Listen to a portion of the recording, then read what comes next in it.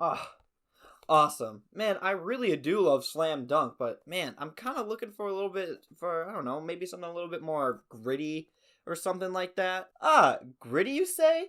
How about a dark fantasy series that has extremely unique characters and an amazing story, and on top of all that has the most overused genre of manga and anime of all time, the Isekai genre? Yeah, man, that actually sounds perfect. It's exactly what I'm looking for. Well, do I have a series for you then? Let's get right into it. What's up, everybody? My name is Bryce, aka DubsNot. So wait, what? You just gonna go to the explosion and just forget about me like that? Bro, what do you mean, cut away from you? Aren't we even wearing the same shirt? Same shirt? What are you talking about? Bro, stop. You're gonna ruin the immersion. Immersion? We look the exact same. People could obviously tell this is a bit. They don't think I have some lost anime twin out there that's, also DubsNotSubs. What are you, subs? Wait. There is a character like that. Subs? Is that you?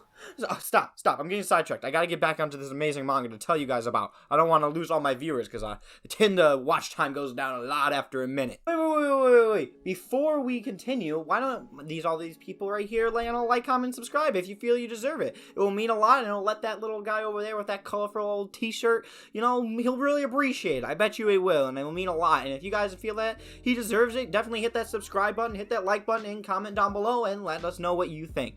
But anyway, guys, I'm going to throw it back to him. Today, we're going to be talking about a Isekai series that I think is one of the best Isekai series that I've ever read. It is truly an amazing, dark, and gritty series like I talked about in the intro. It is a lot of fun, and I really, really enjoy it, and I cannot wait to tell you guys about it. And I think when this finally gets an anime, I don't think there is one announced yet, or from my research, I didn't see if there was any announced yet for an anime, but when it comes, this series will be big. It is so much fun, it is so crazy, and it's so good. But without further ado, let's get into a series called Torture Princess. So, like all Isekai series, a character has to die to get into another world. Now, do we have Truck-kun, or do we have Knight-kun coming at him today? Or what could it be? Option 1 or 2? Actually, it's option C, and that is his dad chokes and strangles him to death after he having a life of being beaten and tortured pretty much by his father his entire life, but his father gets unnecessarily suspicious of him and just hates him and then decides to choke him out. And I get one of the most graphic intros of talking about people's eyes feeling like they're gonna pop out and how bad it feels like it's going to be choking to death. And experiencing that one was not fun in a word form, but he ends up dying and ends up getting summoned to another world by the princess Elizabeth, otherwise known as the Torture Princess, hence the title. But this starts his journey where he gets summoned into a golem's body and ends up working for Elizabeth as a servant. And, you would think that he has some kind of magical power, some super strong ability that he does. But no, he is like Subaru from ReZero, only with even less powers than Subaru, because at least Subaru has some ultimate power to make him go back in time and fix his mistakes. Saito does not have any of that. Once he dies, he is done. He has a stronger body because he's in a golem body, but that is it. He has no special powers. He is weak and he is useless, and he has nothing to do with helping in the story. Torture Princess, or Elizabeth, is the character who is the most powerful and that he has to serve, and he has actually nothing to do with a lot of the stuff that happens. He does have a lot of influence and other things like that, but he does not have the power to, fight the battles and just be overly strong main protagonist and all this stuff, which is a really cool twist on this genre. And he's also not this, typical Isekai, oh, I'm gonna do this is gonna be so much fun, chop chop, haha. He's very apathetic. He doesn't care. He really just is okay with dying. And as we get to see him go on this journey through volumes 1 and 2, which is what I currently have right now, I believe there's at least 5 volumes out right now, maybe a little bit more. But as the journey goes on, he ends up starting to care more. We get to see him kind of have all the stuff that's happened in his life, basically being homeless and just tortured, not being able to eat, and all this other things of having all this horrible stuff done to him, be able to start washing away a little bit, and him having a little bit of emotions towards his character Elizabeth and other characters that we get to see throughout the entire series. And it's really cool to watch that, meld out, and to get to see a little bit more of a not, so apathetic and uncaring version of himself who just wants to die. But Elizabeth herself is a very, very, I guess it would be uppity character. She's very much a bitch. I can't describe her in any other way. She is uptight. She's very confident in herself to the point where it's cocky and and just like over the top, but she is so lovable at the end of the day. And when you get to see her backstory, it's not even like one of those things where it's like she's like helpless. She did get manipulated, but the way she like goes about keeping on doing it and feels like she's forced to do what she does. I don't want to spoil it, everything, but just a little bit of a glimpse. She's forced to do something, tricked into it, but then ends up continuing to do it even after she finds out, which is crazy to see what happens, what she does to her kingdom. It's so crazy and so good. And we find out that she was actually sentenced to death by the church. And what the church does, they say you can kill all the demons in the world. There are like 13 demons, I believe, and once you kill them all, we're going to hang you like the So You Are. And so they go on this journey of Elizabeth eliminating all the demons that have different ranks. They're kind of like, it's like Grand Kaiser to like down below, and like everything ranks differently. It's like, they're very generic, you know, names for it. I'm not going to be out there and just say like everything in this series is super unique, but basically they have to fight a bunch of demons and beat them all. And once that happens, Elizabeth gets executed, and I don't know what's gonna happen to Saito. It's not Saito, it's Kaito. I've been pronouncing that wrong, so my bad. It's a little bit embarrassing, I'm sorry. But this is a light novel. There is a manga of it, but it's just like an omnibus that shows like a little bit. I think it's just the first book that's all in one, and not even, actually, now that I'm thinking about it, because I started with the manga, because I thought it was going to continue after that, but it didn't. That's why I ended up picking up the light novels, but it's like a part of the first volume. But anyway, it got me introduced in it. It was a very good introduction to the series, so if you want to check it out, and you're not sure if you want to buy the light novels, check out the manga. It's like, it's pretty thick, but it's good. It's good, and it will make you want to know if you want to read it or not. But anyway, this series is absolutely horrific. Like, if the intro, like I'm saying, how he died was like the description and how he ends up getting into another world isn't enough, there is a scene, which I'm going to spoil, like the first little battle they have and what ends up going on, where Kaito ends up going into one of the demons' places. It's a rich mansion.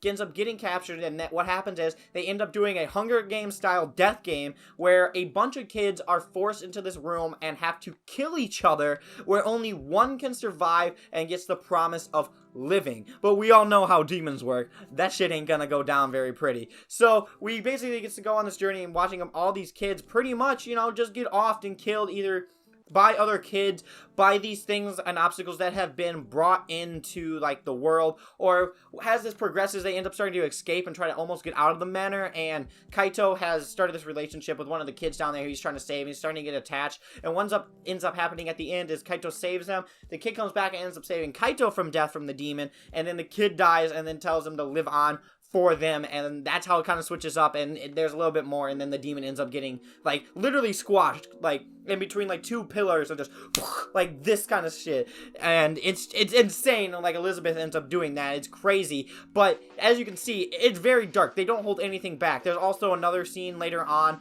in it where a bunch of rich people are being forced to eat forever, like never being allowed to stop eating. They have to constantly have like this like forced smile, like there's some spell that's put on them where they always have to never stop eating and stuff. And then as you can see, what happens is some people's like bowels exploded, and then like they're eating their bowels out of like into themselves, and it's just like it's so gross. It's so gross and out there, and so like, oh my god, it's so dark.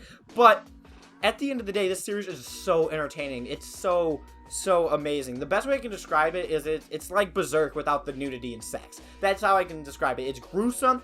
It's really entertaining. The characters are extremely amazing and awesome to look at, except for maybe I don't remember her name, but it's this character right now. Basically, Kaito ends up summoning a doll, and I can't remember her name right now, but basically he ends up making a doll, and she simulates being real and ends up falling hopelessly in love with her, with Kaito as the master. It's really cool, and I really very much enjoy that like back and forth. It's really nice to have not it just be like this overwhelming darkness and no like uplifting happy moments at all. And she's kind of like the, you know, the happy thing, so it's not just so crushingly sad the entire time and depressing. And she adds that little comedic relief that we need throughout the story to make it not horribly dark, which is not a bad thing if a series doesn't have comedy in it, but it's nice to have a little bit of stuff thrown in there so it's not just all one-sided. But all these characters are super fun to follow. It's really entertaining to watch the Elizabeth and Kaito and the doll. It's really annoying me that I can't remember her name, but all these guys go on their journey and try to just end all these demons, and then Kaito struggling with what's going to happen with Elizabeth as he starts to